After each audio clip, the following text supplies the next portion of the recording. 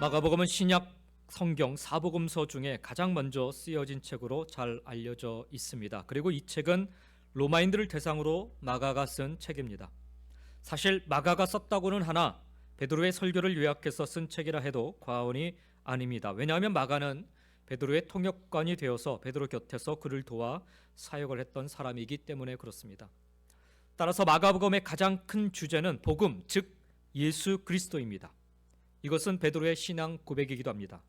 마태복음 16장 16절에 보면 베드로가 이런 고백을 하지요. 주는 그리스도시요 살아계신 하나님의 아들이시니다 라는 고백을 주님께 드립니다. 그래서 마가복음의 시작은 마가복음 1장 1절 말씀에 보면 하나님의 아들 예수 그리스도의 복음의 시작이다 라고 선포하고 있는 것입니다. 복음은 곧 예수 그리스도이시다. 그래서 시작부터 복음이 곧 하나님의 아들 예수 그리스도임을 선언한 마가는 마지막 예수님이 십자가를 지심으로 그 사명을 다한 후에 다름 아닌 그 형을 지팡했던 그 십자가 형을 담당했던 로마 백부장의 고백을 통해서 이 사실을 다시 한번 선언합니다. 마가복음 15장 39절에 보면 거의 끝이죠. 이 사람은 진실로 하나님의 아들이었도다라고 그렇게 고백을 합니다. 하늘로부터 시작된 복음이 사람들의 입술, 특별히 로마인의 입술을 통해 땅에서도 마침내 고백되고 있음을 밝히므로 마가복음을 통한 복음의 역사가 마침내 로마에서 울려 퍼지기를 기대하고 있음을 우리는 보게 됩니다. 그리고 마가의 기대처럼 이 복음은 정확히 로마의 심장부를 관통하여 힘으로도 무너뜨릴 수 없었던 이 로마 제국을 마침내 말씀으로 복음으로 무너뜨리게 된 줄 믿습니다. 이것이 우리가 믿고 따르는 복음의 능력입니다. 그렇습니다. 복음은 능력입니다. 복음은 그저 강의나 설명으로 이해될 지식이 아니고 그저 우리가 이해하고 우리의 마음에 고이고이 담기를 위한 지식이 아니며 더더군다나 복음은 다른 사람에게 자랑할 만한 어떤 소장품이나 장식품이 아닌 것입니다. 복음은 능력입니다. 그래서 1장 1절부터 1장 14절까지 복음에 대한 서론을 이야기했던 마가는 곧바로 복음의 능력을 증거합니다. 첫 번째 복음의 능력으로 예수님께서 사람을 부르니까 그들이 곧 예수님을 따랐다라고 성경은 증거합니다. 사람들의 환심을 사기 위해 세상은 주로 돈이나 물질을 이용합니다. 요즘 한국 같은 경우는 선거철에 가까우니까 온갖 섬심성 정책들을 마구 쏟아내지 않습니까? 미국도 이제 곧 대선이 있습니다. 그래서 대선 주자들이 온갖 선심성 정책들을 막 쏟아내요. 소위 포퓰리즘이다라고 다들 한마디씩 하는데 정작 사람들은 은근히 또 그런 걸 기대하고 있습니다. 그런 대중들의 심리를 이용하여서 그들의 마음을 얻고자 자신을 따르게 하려고 물질을, 돈을 이용하는 것입니다. 그래서 말 한마디로 사람이 모든 걸 다 버려두고 따른다라는 것은 그때나 지금이나 사실 있을 수 없는 일입니다. 그러나 복음의 능력은 다릅니다. 복음의 능력 안에서는 부르심의 즉각적인 순종이 나타나고 있는 것입니다. 그러나 이것을 반대로 생각해 보면요, 복음의 능력 밖에 살고 있다면 즉각적인 순종이 아니라 이것저것 따지고 생각해보고 갈지 말지 할지 말지를 결정하게 된다라는 거예요. 말 한마디로도 얼마든지 지체하지 않고 예수를 따르는 모습 속에 우리는 복음의 능력이 담겨 있음을 보게 됩니다. 주의 부르심에는 말씀의 권세가 있기 때문입니다. 이어 주님께서는 회당에 들어가 말씀을 또한 가르치십니다. 주님의 가르치심에 모두가 다 놀랄 뿐만 아니라 이 세상에서 보지 못한 아주 특별한 권위를 주의 가르침을 접하며 그들이 깨닫게 됩니다. 복음의 능력은 그저 말씀만으로도 세상 권위를 압도하는 하나님 나라의 권위를 드러내십니다. 이 땅의 참된 주인이 누구인지를 능히 밝히고도 남기 때문인 것입니다. 말 잘한다고 권위가 있는 것 아닙니다. 권세 있는 자리에 있다고 권위가 있는 것 아닙니다. 복음의 능력이기 때문에 사람들의 마음을, 세상을 압도하는 권위가 나타나는 것입니다. 일반 정치인으로 있다가 대통령이라는 자리에 오르면 가장 쉽게 범하는 실수가 바로 이 권위의 문제입니다. 자신의 말을 따르지 않는다여 억압하고 탄압하려 합니다. 이것은 사역의 자리에서도, 교회 안에서의 사역의 자리에서도 종종 나타나는 문제이기도 합니다. 부목사로 있다가 담임 목사가 되면 이 권위의 문제에 직면합니다. 내가 담임인데 왜 내 말을 안 따르는가 하여 갈등하고 고집을 피우기도 합니다. 복음의 능력 안에 거하고 있으면 나를 죽이고 오직 예수 그리스도 하나님만 높이며 살면 권위는 자연히 나타나게 되어 있는데 임의로 자기 힘으로 또 자기 방법으로 하려니 문제가 생길 수밖에 없는 것입니다. 예수님의 가르침에는 모두가 다 느낄 수 있는, 모두가 다 알 수 있는, 깨달을 수 있는 세상을 압도할 만한 놀라운 권위가 담겨져 있습니다. 그래서 그 앞에서, 예수님 앞에서 함부로 대들 수 없었던 것입니다. 바로 복음의 능력 때문입니다. 또한 주님은 이 복음의 능력으로 치유와 회복의 역사를 이루십니다. 귀신 들린 자를 고치시고 병든 자를 고치시며 그들을 회복케 하십니다. 복음의 능력으로 말미암아 이루신 일입니다. 마가는 예수 그리스도 즉 복음의 능력으로 말미암아 세상이 그리고 사람들이 어떻게 바뀌어 가는지를 차근차근 설명합니다. 그리고 복음을 듣고 복음을 믿고 복음을 따르는 삶으로 이 글을 접하고 있는 로마인들도 변화되어 살아가기를 바라였고, 그리고 이 글을 접하고 있는 오늘 우리들도 그렇게 변화되어 살아가기를 우리 하나님께서 원하시는 줄 믿습니다. 복음의 능력, 그 능력이 어떠한지, 그 능력 안에서 우리는 어떻게 변화된 사람의 그 모습으로 살아가야 하는지를 오늘 말씀을 통해 함께 은혜 나눠보기를 원합니다. 오늘 말씀은 예수님께서 복음의 능력으로 갈릴리에서 하나님 나라의 복음을 선포하시다가 다시 가버나움으로 돌아오셔서 집에 머무르시게 된 이후의 사건을 기록하고 있습니다. 추측하건대 이때 예수님이 머무신 곳은 아마도 베드로의 집으로 그렇게 추측이 됩니다. 그러자 예수님의 소문이 퍼져서 초대받지 않은 많은 사람들이 모여들어 예수님께 접근할 수 없게까지 되었습니다. 간혹 저희 교회 소문을 듣고 찾아오신다라는 분들이 계십니다. 그리고 주위 분들에게 소문을 들었노라 이런 이야기도 하시곤 합니다. 어떤 소문인지는 잘 모르겠지만 그런 이야기 들을 때마다 한편으로는 제 마음이 좀 불편합니다. 사실 제대로 된 소문이라 할 것 같으면 오늘 본문의 말씀처럼 예수님이 오셨다, 예수님이 그 집에 머물고 계시다, 이런 소문이 제대로 된 소문 아닐런지요. 여러분의 가정이 예수님을 주님으로 모시고 살아가신다면, 여러분이 예수님을 나의 삶의 주인으로 모시고 살아가신다면 오늘 본문처럼 사람들이 찾아오고 관심을 가지고 기웃거리고 어떻게든 한 번쯤 들어와 보려고 하고 어떻게든 관계를 맺어보려고 하는 그런 모습이어야 하지 않을까요? 예수님이 머리가 되신 교회라면 교회 위치가 어떻고, 교인 숫자가 어떻고, 재정이 어떻고, 교육 시스템이 어떻고, 이런 소문이 자자한 것이 아니라 예수님이 정말 함께 하시는 것처럼 교회가, 성도들이 정말 하나님 말씀대로 순종하며 살아간다, 이런 소문 때문에 사람들이 기웃거려야 하지 않을까요? 당신들이 믿는 그런 하나님이라면, 당신들이 믿는 그런 예수님이라면 나도 좀 믿어보고 싶다. 저희 교회뿐만 아니라 이곳 미시간 지역에는 하나님의 교회들의 소문이 이와 같이 제대로 좀 날 수 있기를 소망합니다. 그래서 올해는 세상이 교회를 걱정하는 모습이 아니라 정말 이 세상에 하나님의 영광의 빛을 드러내는 교회다운 교회 모습을 보여줄 수 있기를 간절히 소망합니다. 예수님이 가버나움으로 오셨다라는 소문은 삽시간에 그 인근 지역에 다 퍼져버리고 말았습니다. 아까도 말씀드렸지만 복음의 능력으로 바로 직전에 많은 병자들을 고쳐주셨기 때문입니다.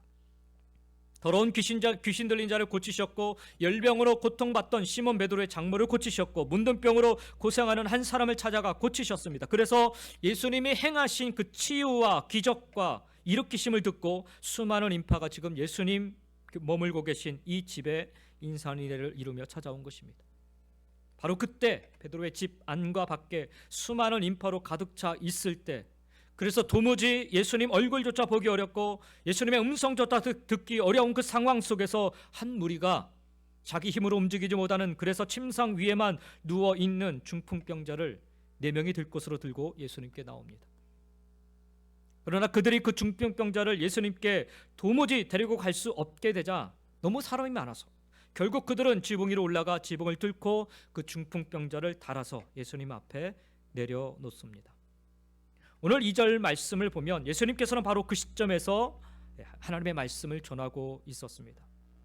이런 상황에서 중풍병자가 지붕에서 내려와 예수님 앞에 놓이게 된 것입니다. 예수님에게도 피할 수 없는 상황이, 급작스러운 그런 상황이 주어진 것입니다. 말씀을 전하는 예수님 앞에 놓여진 중풍병자를 보고 사람들은 제각기 다른 생각을 했을 것입니다. 저는 크게 3가지 정도의 생각이 있었을 거라 여겨집니다. 첫째는 불신의 마음입니다. 예수님이 중풍병자를 고치지 못하고 망신당할 것이다 라는 그런 생각이죠. 오늘 말씀에 등장하고 있는 유대의 서기관들이 바로 그와 같습니다.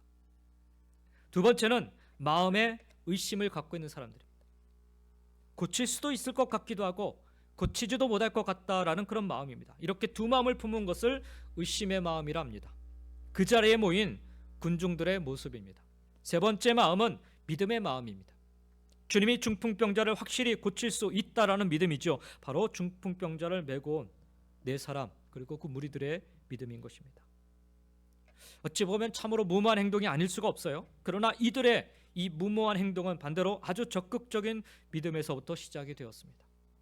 예수님만 만날 수 있다면, 그분의 만져주심을 단 한 번이라도 경험할 수 있다면 평생을 누워 고통 가운데 살아야만 하는 이 중풍병자의 고통은 끝이 날 수 있을 거라는 믿음. 사실 오늘 본문에 등장하는 이 중풍병자는 참 좋은 믿음의 친구들을 두었습니다. 5절에 주님이 그렇게 말씀하시죠. 그들의 믿음을 보셨다라고 적고 있는데 여기 사용된 단어를 보면은 3인칭 복수가 사용되고 있어요. 그러니까 정확히 그들이 4명인지 그 이상인지 사실 정확하지 않습니다. 따라서 많은 성경학자들이 이것을 공동체의 믿음이라 그렇게 해석을 합니다. 그래서 여러분 3절 말씀을 보면 그 말씀을 자세히 보시면 사람들이 한 중풍병자를 4사람에게 메워가지고 예수께로 올세라고 적혀 있습니다. 4사람이 이 사람을 그냥 막연히 데리고 온 게 아니라 사람들이, 그러니까 다시 말하면 어떤 한 무리의 공동체가 이 중풍병자를 4명의 사람에게 메어서 예수님께로 왔다라는 거죠. 여러 명으로 구성된 공동체의 믿음이 지붕 위로 올라가 지붕을 뚫고 그 중풍병자의 침상을 달아내리는 그들의 적극적인 믿음이, 복음의 능력을 믿는 믿음이 결국 이 한 영혼을 살릴 수 있었다라는 것입니다. 나 혼자의 힘으로 불가능하다 생각될 수 있습니다. 그러나 함께하는 무리들로 인해 함께 이 믿음을 나누고 고백하게 되면 결국 평생 고통 가운데 살아가던 한 영혼을 살릴 길이 만들어지게 되는 것입니다. 오늘 말씀은 그렇게 시작된 생명의 역사였던 것입니다. 우리들은 예수님 앞에서 어떤 반응을 보이고 있습니까? 주님의 능력을 부정하는 불신의 마음입니까? 두 마음을 품은 의심의 마음입니까? 아니면 주님의 능력을 확실히 믿는 신뢰의 마음입니까? 오늘 우리가 어떤 모습으로 여기에 왔던지, 주님이 말씀하실 때 그 말씀에 순종하여 복음의 능력을 확실히 믿는 복음의 능력 안에 거하는 삶을 살아갈 수 있기를 예수님의 이름으로 먼저 간절히 축원드립니다. 저는 오늘 말씀을 통해서 중풍병자가 예수님을 만나기 전의 모습과 예수님을 만난 이후에 변화된 모습, 즉 다시 말해서 복음의 능력 안에 있기 전의 모습과 복음의 능력 안에 거한 후의 모습을 비교하면서 또 다른 표현으로는 예수님의 음성을 듣기 전의 모습과 들은 후의 모습을, 변화된 모습을 비교하면서 함께 은혜를 좀 나눠보고자 합니다. 제일 먼저 중풍병자는 예수님께 들어올 때는 다른 사람들의 믿음을 통하여 왔지만 나아갈 때는 자신의 믿음을 통해 일어나서 되돌아갔다라는 것을 보여주고 있습니다. 성경을 통해서 우리가 만나게 되는 것은 예수님을 만나는 방법들이 크게 두 가지 형으로 나눠진다 생각합니다. 오늘 말씀에 등장하는 이 중풍병자의 유형과 또 다른 유형은 삭개오와 같은 유형이라 할 수 있습니다. 중풍병자의 유형은 자신이 스스로 예수님을 찾아온 것이 아니라 누군가에 이끌려서 찾아온 그런 유형이라는 것입니다. 반면에 삭개오와 같은 유형은 누군가에게 끌려서 찾아온 것이 아니라 자기 스스로 예수님에게 찾아온 유형이라는 것입니다. 우리가 중풍병자처럼 누군가에 끌려와서 예수님을 만났든지 아니면 삭개오처럼 스스로 주님을 찾아와 만났든지 정말 중요한 사실은 주님과의 만남 그 자체가 소중한 은혜라는 것입니다. 그러나 그 만남보다 더욱 중요한 사실은 만남 이후에 변화된 모습입니다. 예수님을 만난 이후에는 우리에게 믿음이 생겨야 한다라는 거예요. 복음의 능력을 믿고 그 능력 안에 거하게 된 이후에는 우리에게 믿음이 심겨져 있어야 한다라는 것입니다. 삭개오는 그날에 예수님을 만났어요. 죄인인 자신의 집에 들어와 함께 식사를 나누시는 과정을 통하여 예수님의 사랑과 죄인을 용서하시는 주님을 만나게 되었습니다. 그 결과 세리장이었고 부자였던 그는 다시 말해 그 당시 많은 악행을 저질렀던 자신의 죄를 회개하면서 주여 보시옵소서, 내 소유의 절반을 가난한 자들에게 주겠사오며 만일 누구의 것을 속여 빼앗은 일이 있다면 갑절이나 갚겠나이다 라고 고백을 합니다. 물론 그는 말로만 고백한 것이 아니라 실제로 그렇게 행한 줄 믿습니다. 예수님을 만난 후에 그에게 생긴 믿음은 하나님의 말씀대로 이제는 제대로 살겠습니다 였던 것입니다. 삭개오는 이처럼 자신 스스로 주님을 만나기 위해 찾아왔고 주님을 만남으로 변화된 케이스입니다. 반면 오늘 성경에 등장하는 이 중풍병자는 자신의 발로 올 수 없는 형편이었습니다. 그래서 주님 앞에 올 때는 다른 사람의 믿음에 끌려오게 되었습니다. 그래서 우리 예수님의 눈에는 중풍병자의 믿음보다는 5절에서 중풍병자를 들고 오는 네 사람을 포함한 사람들의 믿음이 있다라고 칭찬하였던 것입니다. 그러나 11절 말씀에 보면 예수님께서 중풍병자를 향하여 이제 말씀으로 명하십니다. 내가 내게 이르노니 일어나 네 상을 가지고 집으로 가라 말씀하십니다. 그리고 그것에 대해서 12절에서 중풍병자는 그가 일어나 그 상을 가지고 모든 사람 앞에서 나가거늘처럼 반응을 한 것입니다. 여러분, 여기서 중풍병자가 예수님 말씀 한마디에 일어나서 나가는 일이 쉽겠습니까? 이처럼 말씀대로 순종하는 것이 바로 믿음인 것입니다.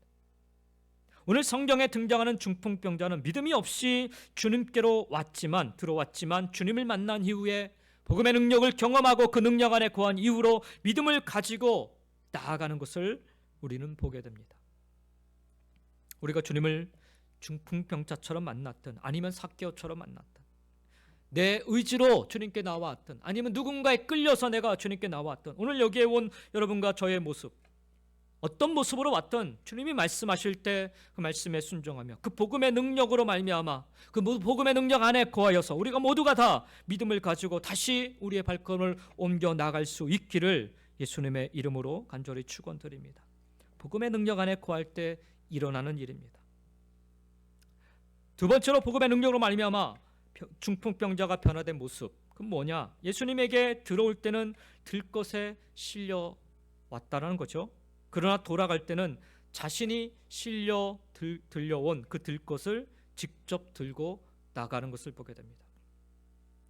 잠시 이 중풍병자가 들어오는 장면에 대해서 한번 살펴보면 4절 말씀에 보면 무리들 때문에 예수께 데려갈 수 없으므로 그 계신 곳에 지붕을 뜯어 구멍을 내고 중풍병자가 누운 상을 달아 내리니라고 적혀 있습니다.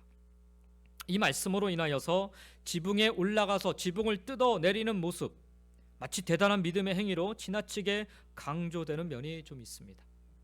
그러나 당시에 그 유대 그 지역의 그 집 구조를 보면은 지붕에 올라가서 지붕을 뜯어내는 일은 그다지 어렵지 않은 일이었다고 합니다. 그 당시 많은 사람들의 집의 지붕은 아주 평평하게 되어 있고요. 그 지붕에 쉽게 오를 수 있도록 지붕과 연결되는 바깥에 층계가 있었습니다.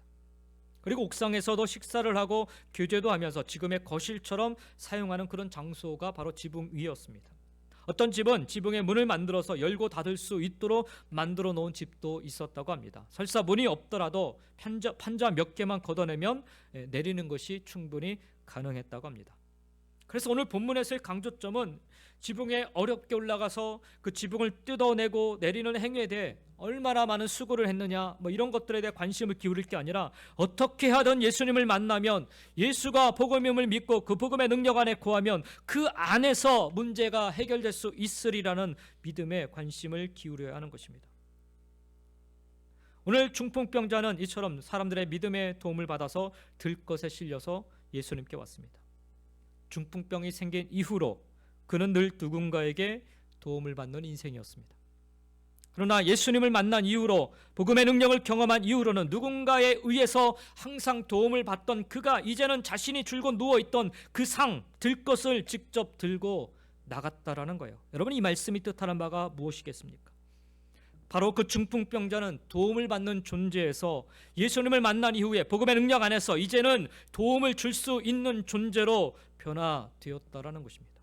특별히 여기 11절에 기록된 예수님의 명령에 여러분 주목해 보시기 바랍니다. 예수님이 그러죠. 내가 내게 이르노니 일어나 네 상을 가지고 집으로 가라 하시니라고 말씀합니다. 주님 말씀하시기를 먼저 일어나라 라고 하십니다. 자기 힘으로 아무것도 할 수 없었던 사람이었습니다. 그런데 이제 자기 힘으로 일어나게 된 것입니다. 힘이 없던 자가 힘이 생긴 것입니다. 주님 말씀으로 복음의 능력으로 생겨난 힘이었습니다. 그런데 이 힘으로 무엇을 하라 주님 말씀하세요?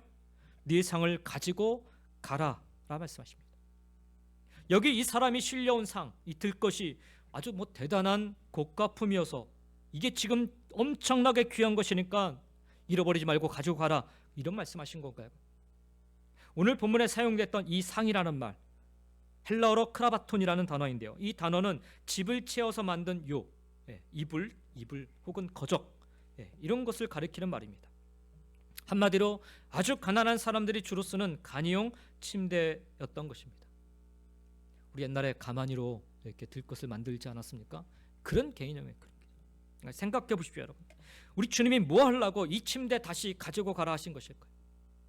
정말 귀한 고가의 침대라면 가지고 가서 잘 사용해라, 그렇게 말씀하실 수도 있을 것입니다. 아니면 그거 팔아서, 정말 고가의 그 침대니까 더 이상 필요 없으니까 그거 팔아서 수고한 내 친구들에게 식사 대접 한번 잘해라, 이런 의미로 말씀하셨을 또 혹시 있을지 모르겠어요. 그러나 따지고 보면 이거 아주 형편없고 보잘것없는 침대인데 그걸 가지고 뭐하러 이제 막 고침받은 이 사람에게 그걸 가지고 가라 하신 것일까요? 이 상, 즉 침대는 누군가 몸을 가누지 못하는 사람을 싣고 나르는 목적이 있는 것입니다. 따라서 이 상을 버리고 그냥 가라 하지 않으시고 다시 이 상을, 이 들것을 들고 가라 명하신 이유는 분명 네가 실려온 그 상으로, 그 들것으로, 그 침대로, 친구들로부터 도움을 받았던 그 침대로 다른 누군가를 부지런히 실어 나르라라는 이유인 것입니다. 바로 도움을 받는 존재에서 이제 도움을 줄 수 있는 존재로 변화되었음을 선언해 주고 계신 말씀인 것입니다. 그리고 이것은 단지 선언으로 끝난 것이 아니라 주님은 이 중풍병자에게 마지막으로 가라라고 명령하십니다. 여기 가라라는 명령, 이 단어는 우리 주님이 제자들에게 하신 마태복음 28장 18절 이하에 기록된 마지막 지상명령에 등장하는 단어와 동일한 의미의 단어입니다. 예수께서 나와 말씀하여 이르시되 하늘과 땅의 모든 권세를 내게 주셨으니 그러므로 너희는 가서 모든 족속을, 모든 민족을 제자로 삼아 아버지와 아들과 성령의 이름으로 침례를 베풀고 내가 너희에게 분부한 모든 것을 가르쳐 지키게 하라. 볼지어다 내가 세상 끝날까지 너희와 항상 함께 있으리라 하시니라 말씀하십니다. 따라서 이 중풍병자에게 하신 가라라는 명령은 그저 해도 되고 안 해도 되는 정도의 말씀이 아니라 반드시 그렇게 살아야 한다라는 것을 말씀하고 있는 것입니다. 우리 모두는 주님 앞에 올 때는 누군가의 도움으로 들것에 실려올 수밖에 없는 그런 나약하고 연약한 존재들이었습니다. 그러나 이제 주님을 만나고 난 이후로, 주님의 말씀, 주님의 음성을 듣고 난 이후로, 복음의 능력을 듣고 믿고 경험한 이후로 이제는 내가 실려온 이 들것을 들고 우리는 세상으로 나아가야 합니다. 다른 누군가를 부지런히 주님 앞으로 실어 나르기 위해서, 다른 누군가를 돕기 위해 우리는 세상으로 나아가야 하는 것입니다. 사랑하는 성도 여러분, 예수님을 만나기 전에는 도움을 받는 존재일 수 있지만 이제 예수님을 만난 이후에는 복음의 능력 안에 거하며 살아가는 자로서 크든 작든 도움을 주는 존재로 변화되어 살아가시기를 예수님의 이름으로 간절히 축원드립니다. 계속 도움받으려 하지 마시고 이제는 우리가 도움을 줄 수 있어야 돼요. 그것이 바로 복음의 능력 안에 거하며 살아가는 자의 모습인 것입니다. 마지막 세 번째로 중풍병자의 변화된 모습은 육신의 병을 가지고 왔지만 예수님 만나고 주님의 말씀을 듣고 나아갈 때는 육신의 병을 치유받고 나아갔음을 보여줍니다. 오늘 본문에 보면 예수님이 중풍병자를 치유하기 위해 어떤 말씀을 하셨는가에 대해서 좀 살펴볼 때 사실 놀라운 사실은 직접적으로 네 병이 치유함을 받았다 이런 말씀하지 않았어요. 한마디도 없습니다. 그런 말씀. 오히려 예수님이 하신 말씀은 5절에서 예수께서 그들의 믿음을 보시고 중풍병자에게 이르시되 작은 자야 네 죄사함을 받았느니라 하시니라 라고 말씀하고 계십니다. 그 말씀뿐이에요. 예수님은 병자에게 먼저 죄사함을 선포하고 계십니다. 이것에 대한 서기관들의 반응이 나오고 있죠. 두 가지 반응이에요. 첫 번째로는 하나님만이 죄를 사할 수가 있는데 예수님이 죄사함을 선언함으로 말미암아 신성모독을 했다라는 반응입니다. 7절에 그러죠. 이 사람이 어찌 이렇게 말하는가 신성모독이로다. 오직 하나님 한 분 외에는 누가 능히 죄를 사하겠느냐라는 말씀, 이 말씀이 뒷받침을 하고 있습니다. 두 번째, 이 서기관들의 반응은 중풍병자를 치유하기가 어렵다 보니까 사람들이 알아볼 수 없게 쉽게 말할 수 있는 죄사함을 선포하고 있다 이렇게 생각하고 있다라는 거예요. 죄를 사함 받았는지 안 받았는지 겉으로 드러나지 않기 때문에 쉽게 그렇게 얘기했다는 거죠. 이것에 대한 근거로 9절에 보면 중풍병자에게 내 죄사함을 받았느니라 하는 말과 일어나 내 상을 가지고 걸어가라 하는 말 중에 어느 것이 쉽겠느냐라는 말씀으로 예수님이 서기관들에게 되물어보는 것을 알 수가 있습니다. 여기서 우리 예수님은 어느 것이 어렵고 쉽겠느냐의 문제가 아니라 근본적인 문제가 해결되어야 나머지 문제가 온전하게 해결된다라는 것을 말씀하고 있는 것입니다. 무슨 의미냐면 죄사함을 받지 못하고 치유되는 것은 참된 치유가 아니라는 거예요. 먼저 죄사함을 받으면 치유를 말하지 않아도 회복된다라는 것을 보여주고 있습니다. 오늘 말씀에서 예수님은 치유에 대하여 한마디도 언급하지 아니하시고 죄사함만을 선언하였는데 중풍병이 치유되고 있음을 보여주고 있습니다. 따라서 신앙생활에서 제일 중요한 사실은요, 예수 그리스도를 통하여 죄사함을 받는 일이라는 것을 오늘 우리에게 가르쳐주고 있습니다. 서기관들이 예수님께 제기했던 이 죄사함의 문제와 치유의 능력의 문제는 중풍병자가 치유받고 일어나 걸어감으로 모든 것이 성취되었음을 보여주는 것입니다. 결국 중풍병자가 육신의 병을 가지고 와서 예수님을 만나 치유받고 돌아간 이 역사는 근본적으로 죄인의 모습으로 예수님을 만나서 죄사함을 받는 자유의 몸으로 돌아갔음을 우리에게 보여주고 있는 것입니다. 그래서 예수님께서 이 땅의 공생애를 시작하시면서 가장 먼저 선포하신 말씀은요, 다른 말씀이 아니라 마가복음 1장 15절에 보면 때가 찼고 하나님의 나라가 가까이 왔으니 회개하고 복음을 믿으라 였던 것입니다.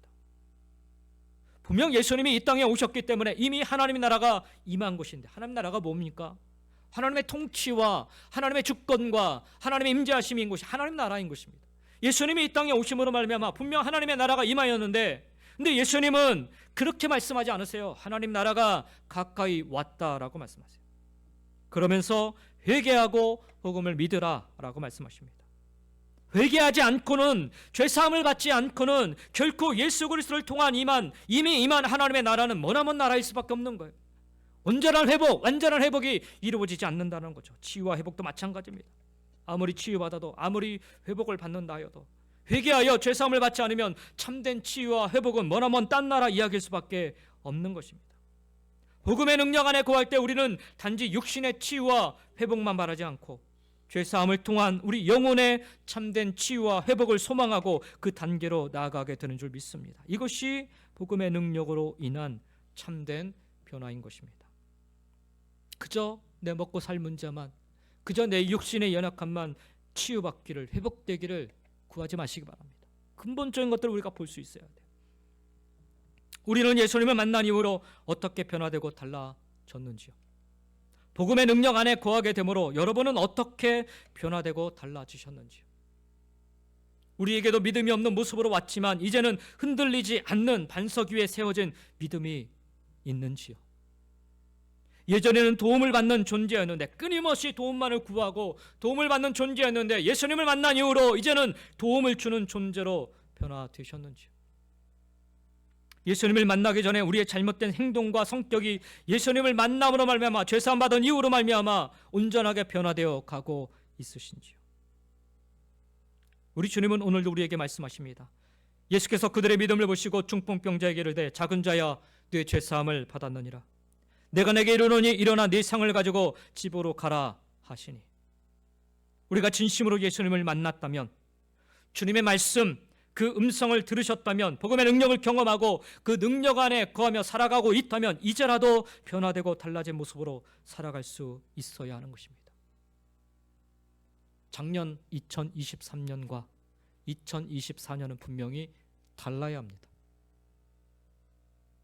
그 다른 모습을 오늘 이 마가복음 2장에서 중풍병자의 모습을 통해 우리는 경험하게 되는 것입니다.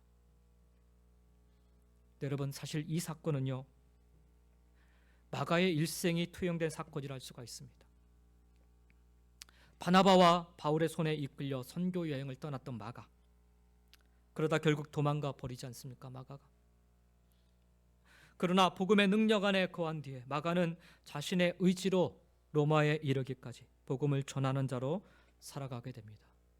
교회사를 보면 마가는 그 이집트에서 교회를 세우고 그리고 그곳에서 순교했다고 합니다. 베드로를 통해 그저 복음을 듣는 자로, 복음을 통역하던 자로 살던 그가 이제는 복음을 쓰고 복음을 증거하는 자로 살아가게 됩니다. 가장 큰 변화는 나약하고 연약하고 철없던 마가가 이제는 신실한 주의 종으로 치유되고 회복되어 바울 곁을 지키며 복음의 진리를 사수하는 자로 끝까지 살아갔던 것을 보게 됩니다. 중풍병자가 누군가의 손에 끌려왔듯이 마가도 그렇게 살았지만 변화된 삶을 살 수 있었음을 고백하고 있는 것입니다. 사랑하는 성도 여러분, 혹시라도 믿음 없이 이리저리 끌려 다니셨다면 이제라도 우리는 흔들리지 않는 반석 위에 세워진 믿음으로 살아갈 수 있어야 될 줄 믿습니다. 들것에 실려 소망 없이 사는 인생이었다면 이제는 그 들것을 소망을 증거하고 소망을 줄 아는 그런 삶으로 살아갈 수 있기를 간절히 축원드립니다. 육신의 소망을 이루고자 애쓰는 인생이었다면 이제는 진정으로 예수님을 나의 구주로 고백하며 그분과 동행하며 살아가시기를 예수님의 이름으로 간절히 축원드립니다. 저는 이 말씀을 묵상하면서 우리 교회도 이와 같기를 간절히 소망하는 마음으로 이 말씀을 준비하였습니다. 이리저리 누군가의 도움 속에 흔들리는 믿음 속에 지금껏 우리가 지내왔다면 이제는 복음의 능력으로 흔들리지 않는 굳건한 반석에 세워진 우리들의 믿음으로 우리 교회가 걸어가야 할 길을 담대히 걸어갈 수 있기 원합니다. 소망이 없다 여겼던 우리들의 들것, 우리들의 모습을 들고 일어서서 이제는 소망을 나누고 증거하는 우리 교회 되기를 원합니다.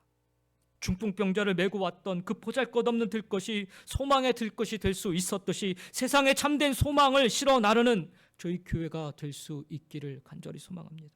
그리고 도저히 일어날 수 없었던 중풍병에서 복음의 능력으로 치유받고 회복되어 일어났듯이 우리 교회도 복음의 능력으로 치유받고 회복되어 일어나 이 치유와 회복 선포하고 증거하는 그런 능력 있는 교회 될 수 있기를 간절히 소망합니다.